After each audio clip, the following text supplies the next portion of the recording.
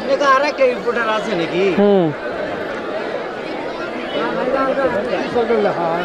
এবার নড়েন না নড়েন না নড়েন না।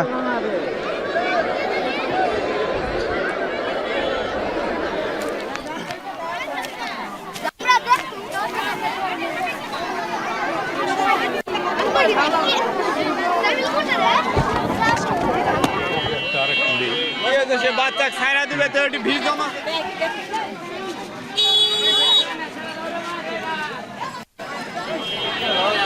ধরে লাইভ আর ওই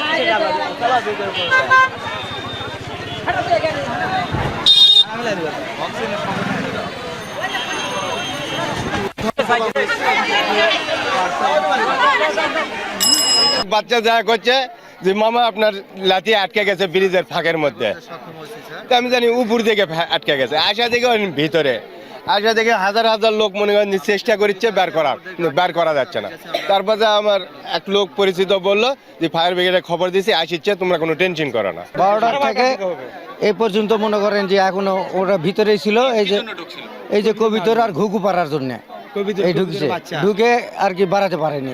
এখন একটা ছোট বাচ্চা ঢুকছে, পরবর্তীতে আবার একটা ছোট বাচ্চা ঢুকতে পারে, বিপদ আসতে পারে, বিপদ তো বলে আসবে না। তাই আমরা চাচ্ছি এই ব্রিজের গ্যাপগুলো যেগুলো আছে, ফুটাগুলো আছে, ওগুলো মুজা দেওয়ার জন্য অনুরোধ করছি। ব্রিজের হচ্ছে যেখানে হচ্ছে গ্যাপ আছে, এই গ্যাপগুলো হচ্ছে দেখার জন্য হচ্ছে খুব অনুরোধ করা হলো। এখানে এসে আমরা দেখতে পাই যে একটি ব্রিজ, ঢালাই ব্রিজ, তার নিচে কবুতর ধরার জন্য বা কবুতর নেওয়ার জন্য একটি ছেলে সেখানে প্রবেশ করে আটকায় যায়। তো আমরা এসে তাকে দেখতে পাই যে হ্যাঁ সেখানে আটকায় গেছে। সেখানে জায়গাটা অত্যন্ত ক্রিটিক্যাল একটা জায়গা, খুবই জটিল জায়গা। সেখানে আসলে কোনো মানুষ প্রবেশ করার মতো বা দাঁড়ানোর মতো কোনো জায়গা ছিল না।